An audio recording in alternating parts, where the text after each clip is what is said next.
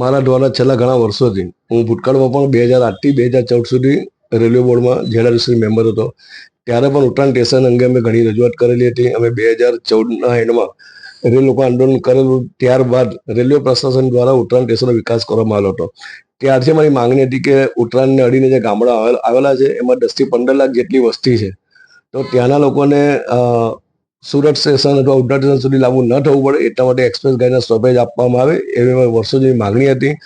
હમણાં નવેસરી પાછો જેડઆરસી મેમ્બર બન્યો ત્યારે પણ રેલવેના જીએમને પણ અમે રજૂઆત કરી હતી. જીએમ સાહેબ દ્વારા એવી ખાતરી આપવામાં આવેલી હતી કે આગામી 1-2 મહિનામાં ટ્રેનોનું સ્ટોપેજ આપવામાં આવશે ને ઉત્તરાયણથી ગાડી પણ ચાલુ કરવામાં આવશે. આજે એ વાતને પણ 3 મહિના કરતાં વધુ સમય થઈ ગયો.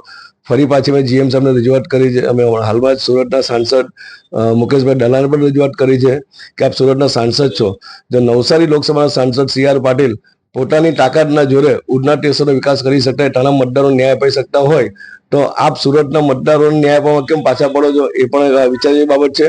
વર્ષોથી ભાજપની એક માંગણી હતી, જ્યારે યુપીએ સરકારે ત્યારે ભાજપની માંગણી હતી કે સુરતને ડીઆરએમ ઓફિસ આપવામાં આવે. દર્શનાબેન 15 વર્ષ સાંસદ બન્યા, 5 વર્ષ રેલ મંત્રી બન્યા, ત્યારે તો ડીઆરએમ ઓફિસની માંગ ભૂલી ગયા હતા. પરંતુ આ શહેરના મતદાર તરીકે અમને યાદ છે અને અમારી પણ માંગણી છે, તમે ડીઆરએમ ઓફિસ ના પડો ચાલશે, પરંતુ ઉત્તરાયણની જનતાને ન્યાય માટે ઉત્તરાયણ સ્ટેશન પર એક્સપ્રેસ ગાડીનો સ્ટોપેજ આપવામાં આવે એવી અમારી માંગણી છે.